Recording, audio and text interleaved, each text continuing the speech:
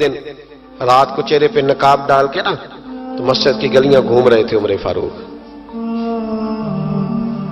مدینے کی گلیاں گھوم رہے تھے. ایک دو گلیاں رہ گئیں تو فجر کا وقت ہو گیا.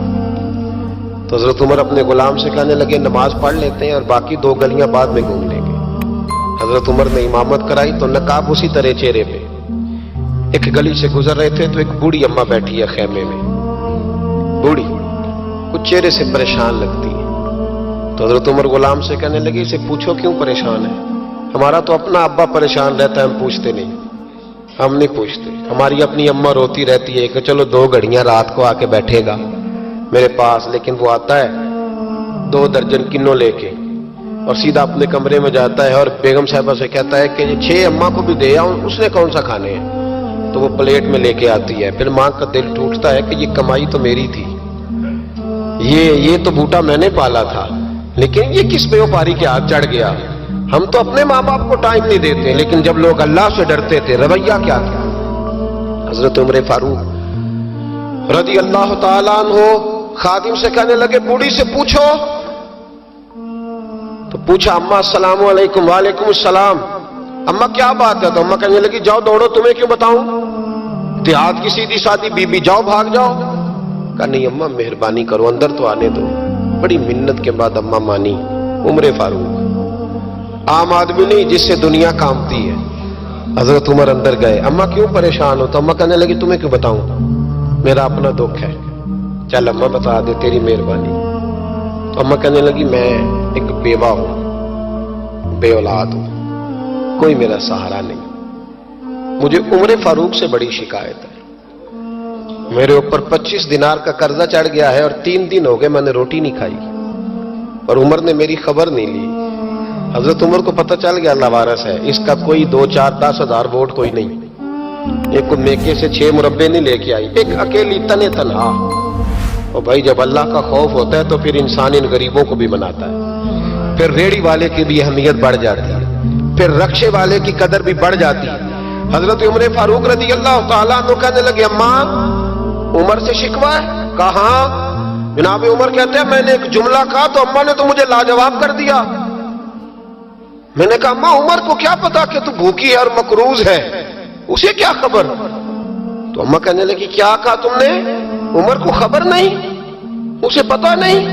تو عمر سے کہو نا چھوڑ دے حکومت، اس کے حوالے کرے جو خبر رکھ سکتا ہے. کیوں بیٹھا ہے پھر؟ ہمارے حکمران کہتے ہیں ابھی میں صدمے میں ہوں، نکلوں گا تو بات کروں گا. نہ ادھر ادھر کی تو بات کر، یہ بتا کہ قافلہ کیوں لٹا. مجھے رہزنوں سے غرض نہیں، تیری رہبری کا سوال ہے. ہاں تجھے جواب دینا پڑے گا. حضرت سیدنا عمر فاروق رضی اللہ تعالیٰ عنہ سے اماں کہنے لگی نہیں خبر رکھ سکتا تو حکومت کیوں کرتا ہے، چھوڑتا کیوں نہیں؟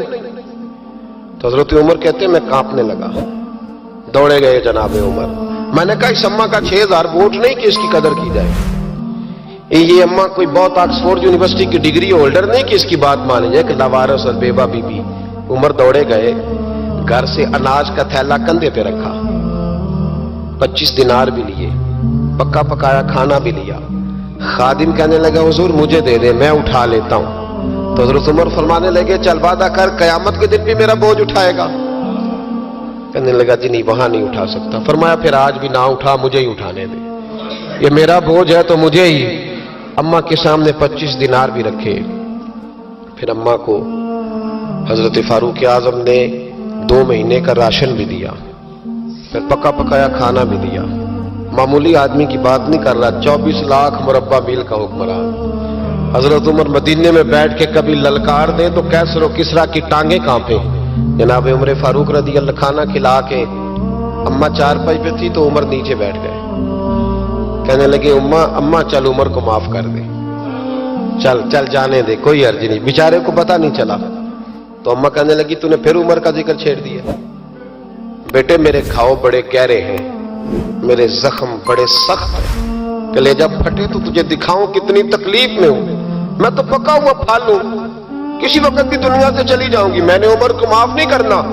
جب میں قبر میں جاؤں گی نا، نبی کریم علیہ السلام آئیں گے تو میں عمر کی شکایت کروں گی. میں کہوں گی حضور اس سے پوچھئے یا رسول اللہ بیوہ اور بوڑھی کا خیال ہی نہیں کیا. تو آپ کے غلام کہتے ہیں میں نے عمر کو کبھی اتنا روتے نہیں دیکھا جتنا آج روئے. کہنے لگے اماں عمر کو میں جانتا ہوں وہ کمزور ہے, یہ شکایت نہ لگانا, وہ کمزور ہے, مقابلہ نہیں کر سکے گا, یہ شکایت نہ لگانا, چل معاف کر دے. تو اماں کہنے لگی اچھا تو مجھے کچھ اچھا لگتا ہے, جا تیری خاطر عمر کو معاف کیا, تو پیارا لگا ہے, جا معاف کیا تیری خاطر.